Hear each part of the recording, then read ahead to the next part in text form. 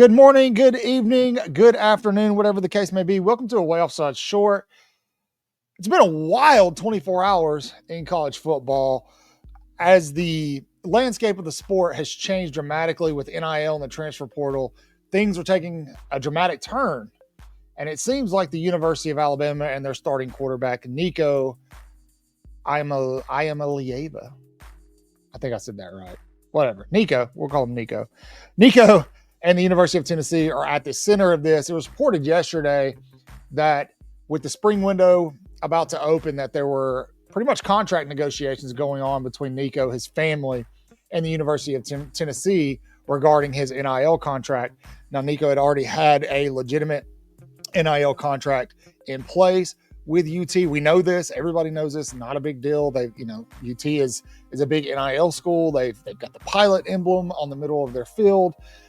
No big surprise there, But for somebody that the fans have touted to be the next Tua Tagovailoa, Nico's 2024 campaign was a little underwhelming outside of a win against Alabama. However, it seems like with that spring window opening up, that people want more money for him. His family is lobbying for more money. Nico wants more money. I believe the guaranteed per season was like $2 million, something like that.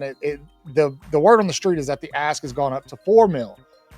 And I believe also that Pete Nakos, I think from On Three, is who kind of broke this. Well, that story ruffled some feathers within the Nico camp at Tennessee, specifically with his father, calling the author of the post an expletive. It was just a whole thing. Well, it turns out today that there may be some real weight to that story, as Nico was not present at practice today. According to Go Vols 247, Nico was a no-show. A lot of people think he was holding out pretty much to get his way. That seems to be where everybody's leaning in their thinking. And that is, for me personally, I don't know how to take that. I really don't know if he's holding out for a contract extension or expansion in terms of, financial dollars. What are we doing? Like, really, what are we doing in this sport? Why are we still watching it? It's no longer college athletics. The NCAA is a joke. They've done absolutely nothing to put any kind of parameters or guardrails in place here. And it is literally the Wild West. Now, I just saw a stat, and Nico, his stats, they didn't pop off the charts in 2024. Mind you, played in the SEC against some really good defenses, Georgia, Alabama, Florida. But we're talking a guy that in these statistical categories is between 40th and 70th in a lot of these stats, but he beat Alabama. And I guess that'll, typically make you some money. Ask Diego Pavia.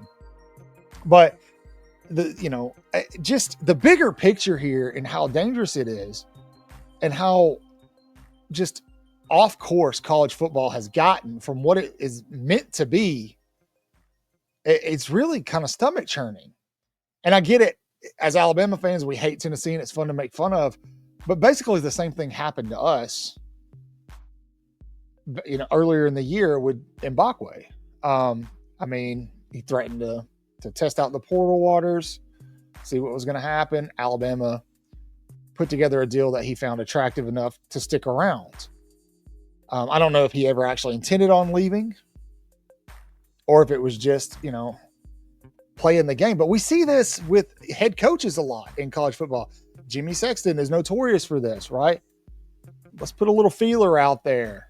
So-and-so, Lane Kiffin may be interested in this job. Then all of a sudden, Ole Miss ups his contract. Mike Norvell got a huge contract extension and deal a couple of years ago. And then we all saw what he did this year, right? And that's exactly how they did that. The Alabama job was open, so they leveraged it. Well, let's put a feeler out there that Norvell's interested in the Alabama job and Alabama's interested in him. I don't think Alabama ever even looked at Mike Norvell. Thank God. But, Bach did the same thing at Alabama. And it seems like Nico's doing the same thing. My issue, I have two separate issues with this. The first one being is the involvement of the parents. Now, The NCAA, their job is to protect the student athlete, right?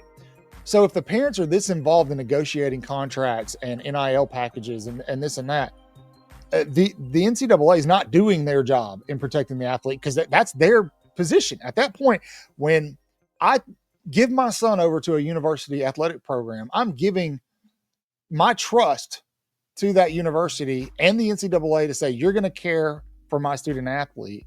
I shouldn't have to jump in and negotiate deals and things like that. First of all, it's a bad look for college sports. It's a bad look for Tennessee.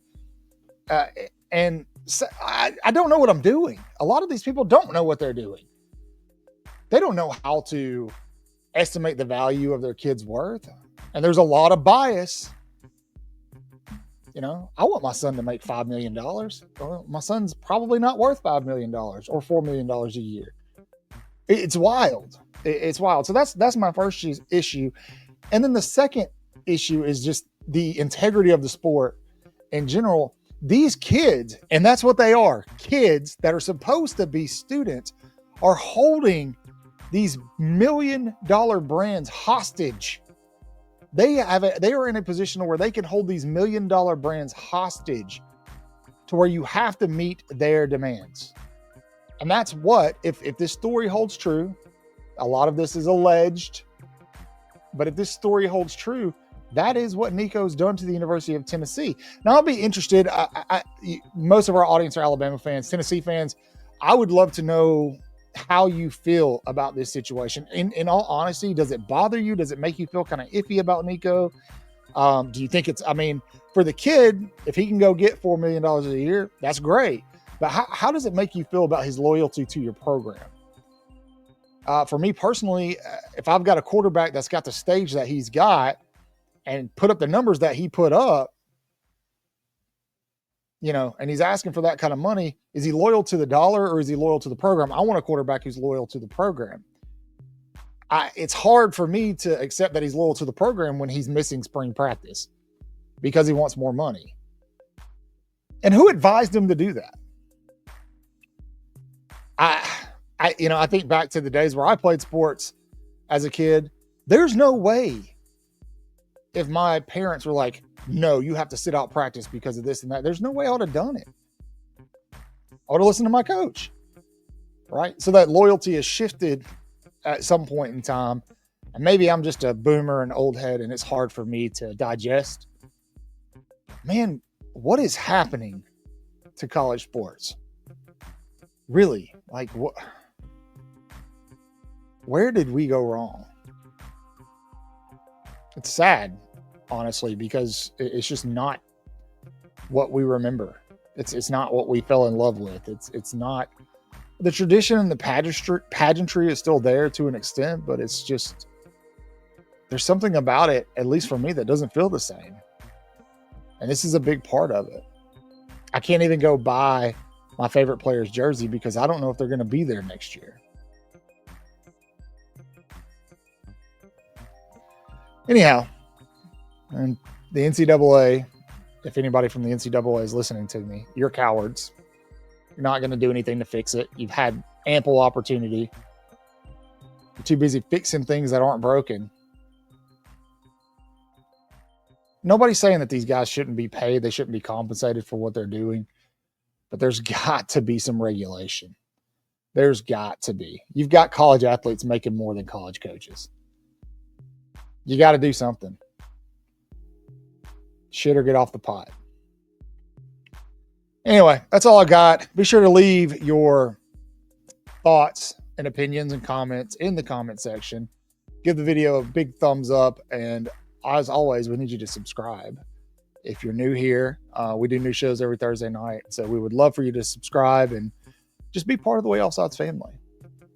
Because that's what we are, one big family. We promise we're not going to hold out for more money. We won't do that to you. We like you too much.